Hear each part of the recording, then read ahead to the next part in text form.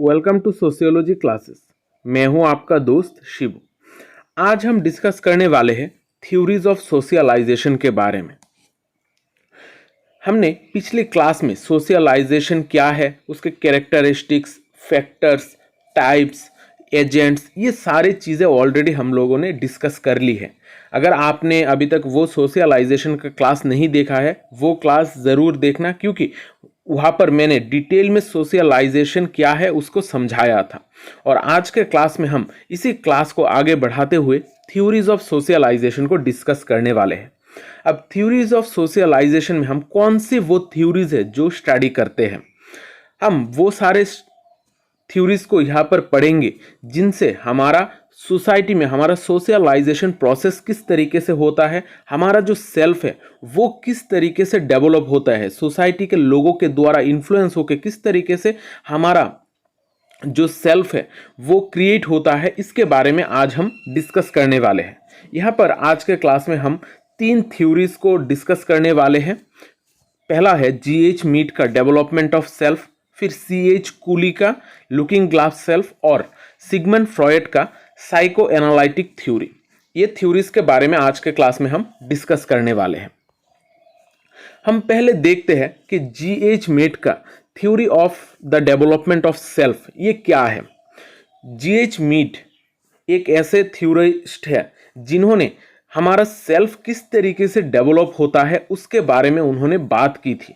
G.H. Mead के regarding detail class मैंने already पहले करा रखी है, वहाँ पर जाके आप लोग इनके बारे में क्या डिटेल क्लास है वो देख सकते हो। मैं डिस्क्रिप्शन बॉक्स पे भी ये लिंक दे दूंगा। अच्छा, ये जो G.H. मीड है उन्होंने सेल्फ हमारा किस तरीके से डेवलप होता है उसके रिगार्डिंग उन्होंने थ्योरी दी है।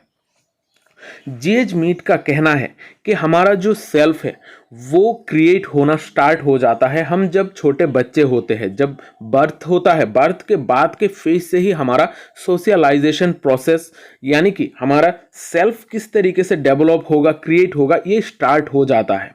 जब कोई बच्चा छोटा होता है तो पहली बार वो लोगों को इमिटेट करने की कोशिश करता है, लोग जो करते हैं उसी को वो इमिटेट करता है और इसी तरीके से वो अपना एक पर्सनालिटी क्रिएट करना की कोशिश करता है, साथ साथ लोगों के साथ इंटरेक्ट भी करना की कोशिश करता है इसी इमिटेटिंग के द्वारा। G.H. मीड के हिसाब से ये जो सेल्फ है ये सेल्फ एक सोशल प्रोसेस है, यानी कि हम जब लोगों के साथ मिलते हैं, घुलते मिलते हैं, लोगों के साथ बातें करते हैं, वो क्या सोचते हैं ये जानते हैं, ये सारे चीज़ों के द्वारा ही हमारा सेल्फ क्रिएट होता है। इस वजह से आप लोग देखोगे कि अलग अलग जगहों के जो लोग होते हैं उनका थॉट प्रोसेस अलग होता है, क्योंकि वहाँ पर जो लोग होते हैं उनका सोशलाइजेशन का तरीका होता है, वो लोग जिस लोगों से इंटरेक्ट करते हैं ये सारी चीज़ें अलग अलग होती है। यहाँ पर इस वजह से सेल्फ जो है वो एक सोशल प्रोसेस है, सोशल प्रोसेस के द्वारा ही हमारा सेल्फ क्रिएट होता है। यहाँ पर हम जो भी सोशल एक्टिविटीज़ करते हैं, सोसाइटी में जो भी हमारा रिलेशनशिप होते हैं लोगों के साथ, इनके द्वारा ही हमारा जो व्यक्तित्व है या फिर जो सेल्फ है वो तैयार हो जाता है। G.H. मीड का कहना है हमारा जो बॉडी है वो एक सेल्फ नहीं है, हमारा बॉडी और माइंड जब डेवलप होता है तभी हमारा सेल्फ क्रिएट होता है, यानी कि हमारा माइंड जो है जब लोगों को एब्जॉर्व करता है, लोगों के जो सोच है उसको समझता है, तभी हमारा बॉडी एक सेल्फ की तरह डेवलप होता है। इस वजह से हमारा जो माइंड और सेल्फ है इन दोनों को हम कभी भी सेपरेट नहीं कर सकते हैं। और ये जो सेल्फ है ये बेसिकली एक सोशल प्रोसेस या फिर इसको हम एक मेंटल प्रोसेस भी कह सकते हैं। G.H. मीड ने 3 stages in the process of development of self के बारे में बात की थी, यानी कि हमारा जो सेल्फ तैयार होता है, क्रिएट होता है, वो 3 स्टेजेस में तैयार होता है। और यहाँ पर जो भी ER है ये भी आप लोगों को याद रखना होगा, क्योंकि एग्जाम में बहुत बार पूछा जाता है। यहाँ पर पहला जो स्टेज है वो है इमिटेटिव या फिर प्रिपरेटरी स्टेज, जो 0 से 2 ईयर्स तक होती है। अब यहाँ पर क्या होता है, जब बच्चा सिर्फ जन्म ही लेता है, एकदम छोटा होता है, वहाँ पर वो लोगों के साथ किस तरीके से इंटरेक्ट करता है। उस टाइम पे वो तो बोल नहीं सकता है, सिर्फ वो लोगों को इमिटेट करने की कोशिश करता है। लोग अगर हंसेंगे तो वो भी हंसेगा, लोग अगर रोएंगे तो वो भी रोएगा। इस तरीके से वो अपने जो इमिटेशन का पावर है, जो लोगों को देख के वो इमिटेट कर सकता है, उसके द्वारा ही उसका बिहेवियर शेप होता है। उस टाइम पीरियड पे उसका सोशलाइजेशन का सिर्फ जरिया है इमिटेशन। फिर हमारा आता है दूसरा स्टेज, जो है प्ले स्टेज। प्ले स्टेज में कोई भी बच्चा रोल प्ले करने की कोशिश करता है। इस स्टेज में हम देखते हैं रोल प्लेइंग का कॉन्सेप्ट। जीएच मीड कहते हैं कि ये जो प्ले स्टेज है, प्ले स्टेज में वो अपने आसपास के जो भी सिग्निफिकेंट अदर्स है, उनके एटीट्यूड, उनका सोचना, वो लोग किस तरीके से बिहेव करते हैं, उसको इमिटेट करके अपना सोशलाइजेशन का प्रोसेस चालू रखते हैं। यानी कि अब सिग्निफिकेंट अदर्स बेसिकली है क्या?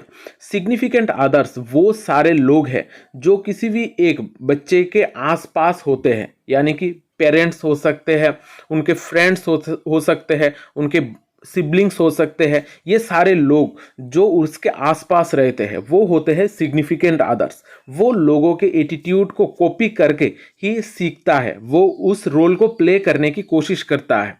आप देखोगे कि 2 से 6 साल का जो भी बच्चा होता है वो अपने आप को डॉक्टर बनाने की कोशिश करता है या फिर पुलिस ऑफिसर बनाकर खेलने की कोशिश करता है। यहाँ पर वो रोल को प्ले करता है।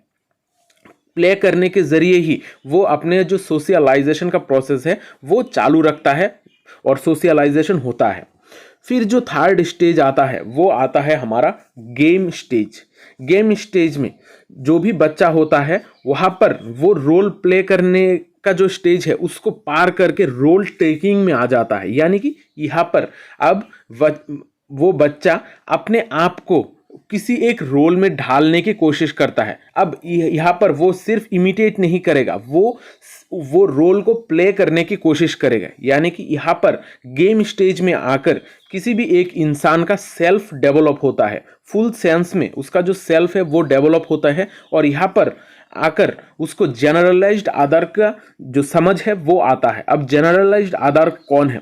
जनरलाइज्ड अदर्स वो सारे लोग हैं जो हमारे सोसाइटी में रहते हैं, हमारे आसपास जो लोग रहते हैं जिनको हम पहचानते नहीं हैं लेकिन फिर भी वो एक सोशल ग्रुप का हिस्सा है। ये सारे जो चीज़ें हैं, सोशल ग्रुप, लोग, हमारे आसपास के लोग, ये सारे जो थॉट प्रोसेस है ये डेवलप होता है गेम स्टेज में आकर। यहाँ पर वो जनरलाइज्ड अदर्स के बारे में जानते हैं और यहाँ पर अपने सेल्फ को डेवलप करने की कोशिश करते हैं और कोई ना कोई एक रोल अपने आप में एक प्ले करने की कोशिश करता है। यानी कि वो अपने आप को एक थॉट प्रोसेस से जुड़ता है। जैसे कोई अगर बच्चा हो, 7-8 साल का बच्चा है, तो वो सोचेगा कि नहीं, मुझे एक अच्छा बच्चा बनना है, क्योंकि उससे पहले उसको पता चल जाता है कि उसे क्या करना चाहिए, उसके माँ बाप क्या चाह रहे हैं, सोसाइटी में कौन सा चीज़ सही है गलत है। तब वो अपना रोल टेक करने की कोशिश करते हैं, तब वो अच्छी अच्छी बिहेवियर करता है, स्कूल में परफॉर्म करने की कोशिश करता है, गेम में परफॉर्म करने की कोशिश करता है। अब यहाँ पर जो सिग्निफिकेंट अदर्स और जनरलाइज्ड अदर्स है, इन दोनों को हम थोड़ा अच्छी तरीके से समझ लेते हैं।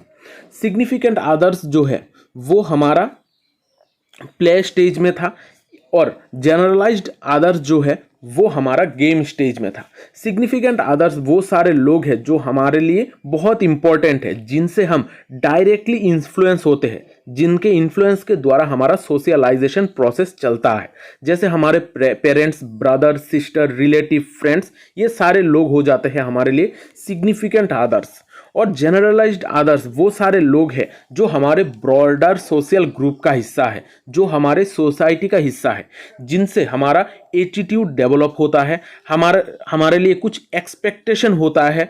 ये सारे लोग हो जाते हैं हमारा जनरलाइज्ड अदर्स। और ये जो जनरलाइज्ड अदर्स है, सोसाइटी के जो मेंबर्स है, इनके द्वारा ही हमारा बिहेवियर जो है वो गाइडेड होता है। हमारा जो सेंस है, हमारा सेल्फ है, वो जिस तरीके से डेवलप होगा वो बेसिकली जनरलाइज्ड आदर्श के द्वारा ही होता है कि लोग क्या सोचेंगे, लोग मुझे क्या कहेंगे। लोग अगर सही बोलेंगे तो मुझे वो काम करना है, लोग अगर गलत बोलेंगे तो मुझे वो काम नहीं करना है। अब यहाँ पर हम जीएच मीड का आई एंड मी का कॉन्सेप्ट भी यहाँ पर देखते हैं। आई एंड मी में उन्होंने फर्क किया था। यहाँ पर उनके हिसाब से जो हमारा आई है वो बेसिकली हमारा कॉन्शियस सेल्फ है, यानी कि हम जब खुद को सोचते हैं, हम खुद अपने हिसाब से सोचते हैं, हमारा सेल्फ जब अपने आप से क्रिएट होता है तो वो होता है हमारा आई। लेकिन यहाँ पर जो मी है वो बेसिकली सोशल सेल्फ है, यानी कि लोगों के द्वारा लोग क्या सोचेंगे इसके हिसाब से लोगों के थॉट प्रोसेस या फिर हमारा सोसाइटी का जो बिहेवियर है, एटीट्यूड है, एक्सपेक्टेशन है, इसके द्वारा जब हमारा सेल्फ शेप्ड होता है तब उसको हम कहते हैं सोशल सेल्फ। और इसी को जीएच मीड ने मी कहा था। अब यहाँ पर उन्होंने आई एंड मी का फर्क किया था। उन्होंने कहा था कि हमारा जो प्रिमिटिव सोसाइटीज़ है, यानी कि जो भी पुराने ज़माने की सोसाइटी है या फिर आजकल के गांव की सोसाइटी है, वो प्रिमिटिव सोसाइटीज़ में ज़्यादातर हम मी देखते थे, यानी कि ज़्यादातर जो भी लोग थे वो सोशली इकट्ठा रहते थे और उनका सेल्फ सोशल सेल्फ की तरह ही क्रिएट होता था। लेकिन आजकल का जो मॉडर्न सोसाइटी है, यहाँ पर हम ज़्यादातर आई देखते हैं। आई यानी कि हमारा खुद का सेल्फ। यहाँ पर हम आजकल देखते हैं कि बड़े बड़े शहरों में जो भी लोग रह रहे हैं वो सेल्फ सेंटर्ड है। वो अपने आसपास कौन से लोग हैं उनको भी ज़्यादातर नहीं पहचानते हैं, वो अपना काम से काम रखते हैं। यानी कि यहाँ पर जो सेल्फ है वो आई है, यानी कि वो खुद के सेंटर्ड में ही चारों तरफ में चीज़ें चलाता है। और जो गांव का या फिर प्रिमिटिव सोसाइटी में हम देखते हैं वहाँ पर मी है, यानी कि लोग इकट्ठा एक साथ रहते हैं और उनके द्वारा ही लोग जिस तरीके से बर्ताव करते हैं उसी के द्वारा ही उनका सेल्फ क्रिएट होता है, यानी कि सोशल सेल्फ क्रिएट होता है। अब देखते हैं सीएच कूली का looking glass self. C H Cooley ने ये जो लुकिंग ग्लास सेल्फ का कॉन्सेप्ट है इसको इंट्रोड्यूस किया था। और ये जो लुकिंग ग्लास सेल्फ का क्वेश्चन है ये बहुत बार आ भी चुका है, इस वजह से इसको आप लोग लाइटली मत लीजिएगा, ये बहुत एक इम्पॉर्टेंट टॉपिक है। अब यहाँ पर लुकिंग ग्लास सेल्फ का मतलब क्या होता है? लुकिंग ग्लास सेल्फ का मतलब होता है कि हमारा जो सोशल सेल्फ है या फिर सोशल आइडेंटिटी है वो लोगों के द्वारा गाइडेड होता है। लोग जिस तरीके से हमें सोचते हैं, लोगों का थॉट जिस तरीके से हमारे ऊपर होगा उसी के ऊपर डिपेंड करता है हमारा सेल्फ का क्रिएशन, यानी कि हमारा सेल्फ लोगों के द्वारा ही शेप्ड होता है। ये सीएच कूली का मानना है। अब हम जब भी छोटे होते हैं तो हमारे पेरेंट्स के द्वारा ही हमारा सेल्फ तैयार होता है। फिर धीरे धीरे जब हम दोस्तों से मिलते हैं, फिर जाकर स्कूल में लोगों से मिलते हैं, जॉब के टाइम पे लोगों से मिलते हैं, तब धीरे धीरे हमारा सेल्फ और अलग तरीके से शेप होने लगता है। अब ये प्रोसेस बेसिकली होता क्या है? हम जब आईने के सामने खड़े होते हैं तो हम अपने आप को देखते हैं, देख के हम जज करते हैं कि लोग हमारे बारे में क्या सोचेंगे, क्या मेरा जो ड्रेस है वो सही लग रहा है या फिर मेरा जो हेयर स्टाइल है वो सही लग रहा है। इस तरीके से हम अपने आप को आईने के सामने देखते हैं। उसी तरीके से सीएच कूली ने कहा है कि जैसे हम अपने आप को आईने के सामने प्रेजेंट करते हैं उसी तरीके से हम अपने आप को इमेजिन करते हैं कि जब हम कोई भी काम करेंगे या फिर जब हम रास्ते पे निकलेंगे तब लोग हमें देखकर क्या बातें करेंगे, लोग हमें देखकर क्या कहेंगे। हमारा जो बिहेवियर, मैनर्स है, ये सारी चीज़ें हमारी इमेजिनेशन के ऊपर बेस्ड है, यानी कि हमारा जो थॉट प्रोसेस है, हम जिस तरीके से सोच सकते हैं, हमारे सोच के ऊपर बेस्ड है हमारा सेल्फ का क्रिएशन। इसको ही उन्होंने लुकिंग ग्लास सेल्फ कहा था। यहाँ पर सीएच कूली ने 3 मेन फीचर्स की बात की थी या फिर 3 मेन जो स्टेप्स है जो हमारे आइडिया ऑफ सेल्फ को डेवलप करता है। अब ये 3 स्टेप्स क्या है? पहले एक इंसान सोचता है कि वो किस तरीके से दिख रहा है, या फिर वो लोगों के सामने किस तरीके से अपेयर हो रहा है, ये किसी भी एक इंसान का सोचना होता है। फिर धीरे धीरे जब वो सोच लेता है कि उसे किस तरीके से दिखाया जा रहा है या फिर वो किस तरीके से अपेयर हो रहा है, बाद में वो इमेजिन करता है कि मैं जिस तरीके से मेरा जो अपेयरेंस है उसके द्वारा लोग मुझको किस तरीके से जज करेंगे, मुझको सही कहेंगे या फिर गलत करेंगे, मैं अच्छा लग रहा हूँ कि बुरा लग रहा हूँ, ये सोचेंगे। ये किस तरीके से लोग सोचेंगे, ये हमारा इमेजिनेशन में आता है। फिर थर्ड स्टेप में हम सोचते हैं कि अब लोग मुझे मेरे अपेयरेंस को देख रहे हैं, लोग मुझे जज कर रहे हैं। अब इसी के ऊपर बेस करके हमारा जो सेल्फ इंपॉर्टेंस, शेम या फिर सेल्फ डाउट, ये सारी चीज़ों का कॉन्सेप्ट हमारे दिमाग में आएगा। तब हम जब भी कोई काम करेंगे तो उसी हिसाब से कि हमें इंपॉर्टेंस मिलेगा या फिर मुझे शेम मिलेगा, ये सारी चीज़ें वो अपने खुद के दिमाग में ही इमेजिन करता रहता है। वो अपने आप को खुद में ही अपने अपेयरेंस के बेसिस पे इमेजिन करता जाता है। तब धीरे धीरे हमारा सेल्फ क्रिएट होता है। अब इस चीज़ को थोड़ा हम समझने की कोशिश करते हैं। अब एग्जाम्पल के तौर पर अगर आप कहीं पर जा रहे हो, किसी भी शादी में जा रहे हो, तो पहले क्या करोगे? आप अपने आप को तैयार करोगे, यानी कि आप अपना अपेयरेंस देखोगे। फिर आप सोचोगे कि मैंने जो ड्रेस पहनी है उसको लोग किस तरीके से जज करेंगे, लोग मुझे अच्छा कहेंगे कि मुझे गलत कहेंगे, कि मेरा ड्रेसिंग सेंस अच्छा नहीं है, ये हम जज करते हैं। फिर हम देखेंगे, इसको ही जज करने के बाद लास्ट में हम इमेजिन करेंगे कि हमें उस जगह पर जाकर इंपॉर्टेंस मिलेगा या फिर लोग मुझे इंपॉर्टेंस नहीं देंगे। इस तरीके का जजमेंट हमारे दिमाग में चलता है। अब यहाँ पर हमारा सेल्फ किस तरीके से डेवलप होता है, आपके दिमाग में ये क्वेश्चन आएगा। अब ये क्वेश्चन का सल्यूशन क्या है? अब हमारा सेल्फ किस तरीके से डेवलप होता है, थोड़ा समझिएगा। हमारा सेल्फ इसी तरीके से सोसाइटी में बदलता रहता है। लोगों का जो थॉट प्रोसेस है वो इसी तरीके से शेप्ड होता है। जैसे कोई भी एक अगर बच्चा या फिर बड़ा कोई भी इंसान हो, उसे भूख लग रही है तो वो क्या करेगा? रास्ते में खड़ा है, सामने दुकान है, लेकिन उसके पास पैसा नहीं है, तो वो क्या करेगा? जाकर खाना ले लेगा? या फिर वो सोचेगा कि वो अगर ये चीज करेगा, वो अगर चोरी कर लेगा तो उसको क्या पनिशमेंट मिल सकती है, या फिर लोग उसको बुरा कहेंगे? इस तरीके का थॉट उसके दिमाग में चलता रहेगा। यही है हमारा लुकिंग ग्लास सेल्फ का कॉन्सेप्ट, यानी कि लोग मुझे मैं जब भी कोई काम करूंगा उसको किस तरीके से जज करेंगे। मेरा जो अपेयरेंस है वो हो जाता है मेरा काम, मैं जो भी काम करूंगा। फिर जो हमारा लोगों का जजमेंट है, यानी कि मैंने जो चीज़ें चोरी करने की कोशिश की है, उस एक्ट को लोग किस तरीके से देखेंगे, उसको मुझे इंपॉर्टेंस देंगे या फिर मुझे शेम करेंगे या फिर मुझे गाली देंगे, मारेंगे, ये सारी चीज़ें दिमाग में चलता रहता है। हम जब भी कोई काम करते हैं इस तरीके का थॉट प्रोसेस हमारे दिमाग में चलता रहता है, और इसी चीज़ के द्वारा ही हमारा सेल्फ का आइडेंटिटी क्रिएट होता है कि मुझे कौन सा चीज़ सही है और कौन सा चीज़ गलत है। इसी इमेजिनेशन के द्वारा ही हम तैयार करते हैं, हमारा सेल्फ को इसी तरीके से हम क्रिएट करते हैं।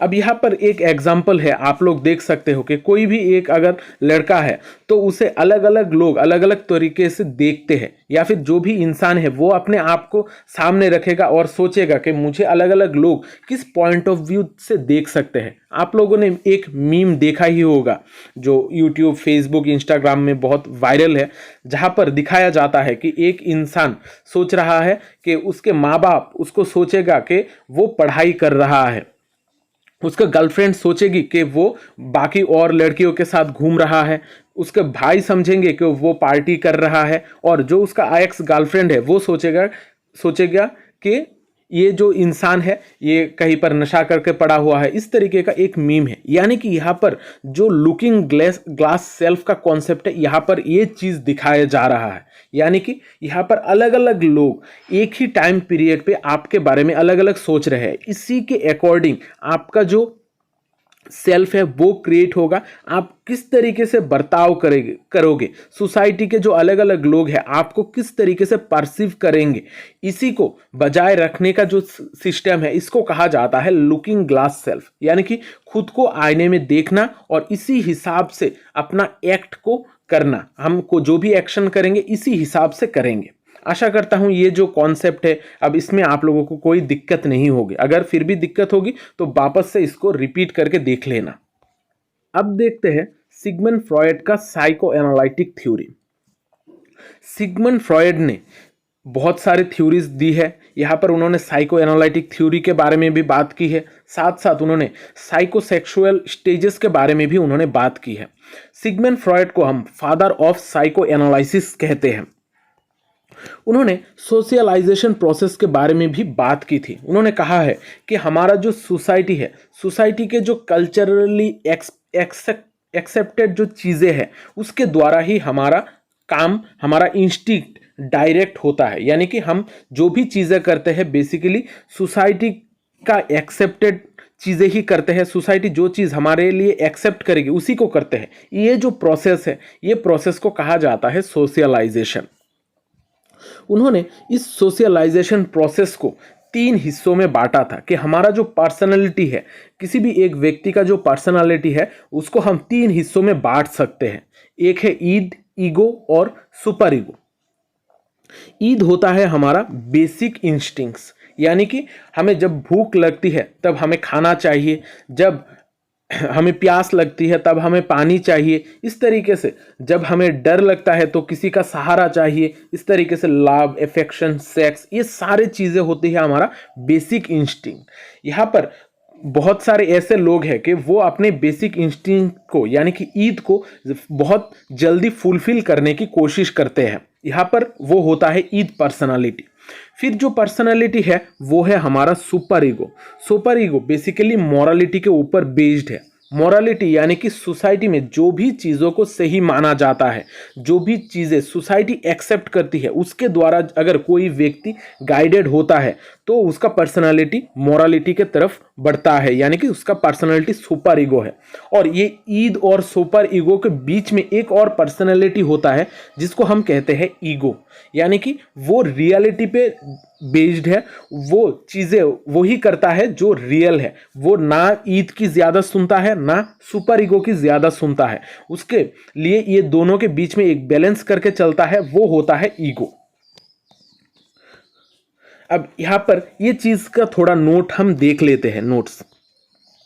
जब हम ईद की बात करते हैं, ईद में हम बेसिक इम्पल्स की बात करते हैं। यहाँ पर जो भी व्यक्ति होगा, अगर ईद के द्वारा गाइडेड व्यक्ति होगा तो वो सेल्फिश होगा, वो इम्पल्सिव होगा, यानी कि उसे जो भी चीज़ें चाहिए वो उसे चाहिए ही चाहिए होगा। वो इलॉजिकल पर्सनालिटी के होगा, यानी कि हमारा सोसाइटी के क्या तौर तरीके हैं उसको इतना ज़्यादा फर्क नहीं पड़ता है। उसे सिर्फ अपना बेसिक इम्पल्स को फुलफिल करना चाहिए। जैसे उसे अगर भूख लगे तो वो चोरी ही हो या फिर वो सही तरीका या फिर गलत तरीके, किसी भी तरीके से वो खाना को लेगा। उसका जो भी पेन है उसको एवॉइड करेगा और वो हमेशा प्लेजर की तरफ ही अपने आप को आगे बढ़ाएगा। फिर आता है हमारा सुपर ईगो। सुपर ईगो हमारी सोशलाइजेशन प्रोसेस में जब हम सोसाइटी के नॉर्म्स के द्वारा गाइडेड होते हैं, सोसाइटी का जो प्रिंसिपल, रूल्स, एथिक्स है, इसको जब सीखते हैं और इसी के द्वारा ही हम अपने आप को गाइड करने की कोशिश करते हैं, तब ये होता है सुपर ईगो। जैसे हमारे सोसाइटी में हम देख सकते हैं महात्मा गांधी, उनका जो प्रिंसिपल है वो मॉरलिटी का है, यानी कि वो उनको भूख लगे, प्यास लगे, लेकिन वो कभी भी अपने रास्ते से नहीं भटकेंगे। उनके पर्सनालिटी में सबसे ज़्यादा है सुपर ईगो, यानी कि उनका मेन बेस है मॉरलिटी। और इन दोनों के बीच में है ईगो। ईद और सुपर ईगो जो है, इन दोनों के बीच में रेफरी की तरह काम करता है। ये इन दोनों के बीच में एक बैलेंस की तरह काम करता है। जैसे हम हमारे सोसाइटी में रियलिटी में रहते हैं, रियलिटी में रहकर कौन सा चीज़ सही है, कौन सा चीज़ गलत है, इसको समझते हुए जब हम कोई एक्ट करेंगे तो उसको कहा जाएगा ईगो। जैसे मुझे भूख लग रही है, जो ईद वाला इंसान है वो फट से वो चीज़ खाना लेकर खा लेगा, लेकिन जो सुपर ईगो वाला इंसान है वो सोचेगा कि अगर मैंने ये खा ली, अगर आसपास कोई ना भी हो फिर भी वो सोचेगा कि मुझे ये चीज़ नहीं करना चाहिए क्योंकि ये सही नहीं है। लेकिन जो ईगो वाला इंसान है वो सोचेगा कि इससे उसका ऊपर कोई गलत इम्पैक्ट पड़ेगा। रियलिटी क्या कह रहा है, अगर उसे ज़्यादा भूख लग रही है, अगर वो उसे एकदम खाना अभी ज़रूरी है तो वो खा लेगा, अगर उसे अब नहीं खाकर बाद में भी खा सकता है तो वो घर जाकर खाएगा। इस तरीके का सोच रखेगा ईगो वाला इंसान। हमारे लाइफ में ये ईगो और सुपर ईगो, इन सारे चीज़ों के बीच में एक adjustment, continuous adjustment through out life चलता रहता है। और ये जो एडजस्टमेंट है यही है हमारा बेसिक प्रिंसिपल ऑफ सोशलाइजेशन, यानी कि हमारा सोशलाइजेशन प्रोसेस लाइफ लॉन्ग चलता है और ईगो और सुपर ईगो के बीच में एक कॉन्टिन्यूअसली एडजस्टमेंट चलता रहता है जो हमारा पर्सनालिटी को तैयार करता है। अब देखते हैं सिगमंड फ्रॉयड का साइकोसेक्सुअल स्टेजेस। सिगमंड फ्रॉयड ने, अभी हमने देखा है ईगो और सुपर ईगो का कॉन्सेप्ट, वो बेसिकली सोशलाइजेशन का कॉन्सेप्ट है कि किस तरीके से हमारा सोशलाइजेशन होता है।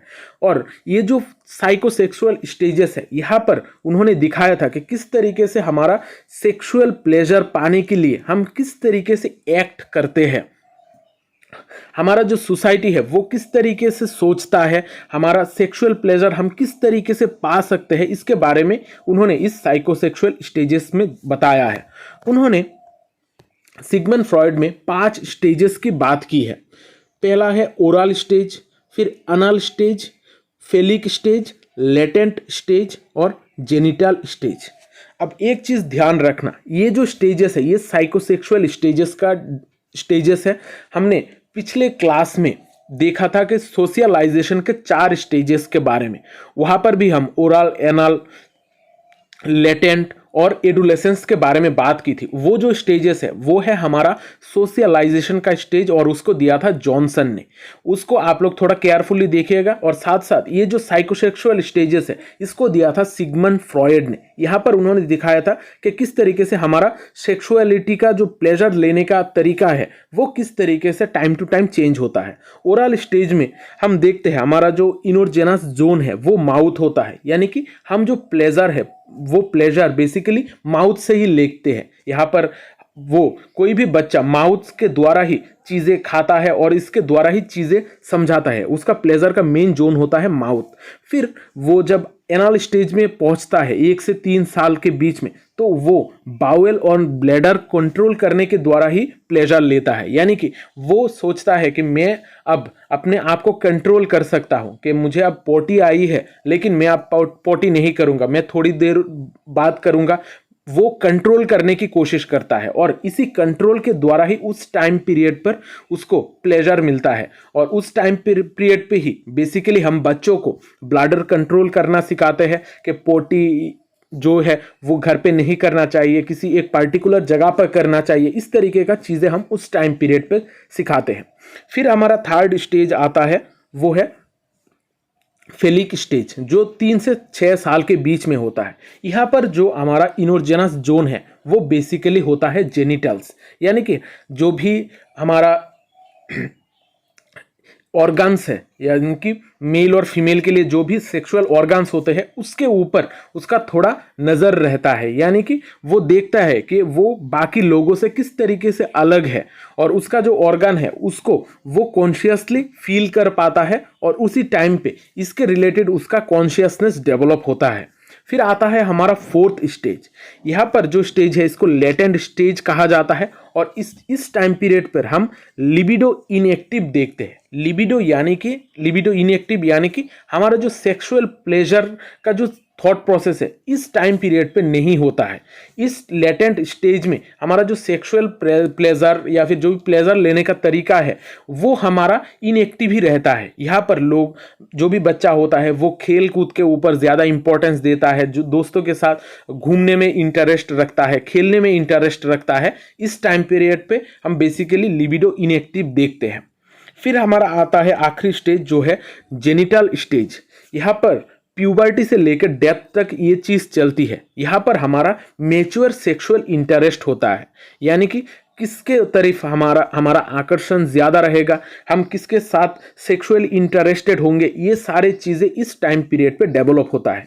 ये जो 5 स्टेजेस है, थोड़ा आप लोग देख लीजिएगा। और साथ साथ जो सोशलाइजेशन का जॉनसन का स्टेजेस है उनके साथ इसको थोड़ा फर्क कर लीजिएगा, क्योंकि एग्जाम में ये बहुत बार हमें कंफ्यूज करता है। हम सोचते हैं कि सोशलाइजेशन का ये 5 स्टेप है, लेकिन ये सोशलाइजेशन का स्टेप नहीं है, ये साइकोसेक्सुअल स्टेजेस है सिगमंड फ्रॉयड का। और जो सोशलाइजेशन का स्टेजेस है वो 4 स्टेजेस है जो जॉनसन ने दी है। यहां पर आप लोगों को थोड़ा केयरफुल रहना होगा। तो आज के क्लास में मैंने बहुत सारी ये जो थ्योरीज है, 3 बेसिकली थ्योरीज है, इनको समझाने की कोशिश की है। आशा करता हूं इसमें आप लोगों को कोई दिक्कत नहीं है। और इसके अलावा भी आप लोग बहुत सारे और भी डेवलपमेंटल स्टेजेस के लिए बहुत सारे और भी थ्योरीज देखोगे, जहां पर कॉग्निटिव डेवलपमेंट, मोरल डेवलपमेंट के बारे में बात की जाती है, लेकिन वो सारे डेवलपमेंट के स्टेजेस हैं। यहाँ पर हमने सिर्फ सोशलाइजेशन का जो स्टेजेस है, सोशलाइजेशन का जो अलग अलग थ्योरीज है, उसको हमने समझा है। तो आज का क्लास यहाँ पर ही ख़त्म करता हूँ। तो अगर क्लास अच्छा लगा है तो कमेंट करके ज़रूर बताना, और वीडियो को लाइक और शेयर भी करना, क्योंकि शेयरिंग इज़ केयरिंग। मिलते हैं अगली क्लास में, तब तक अच्छे रहिए, स्वस्थ रहिए और लोगों में प्यार बांटते रहिए। जय हिंद।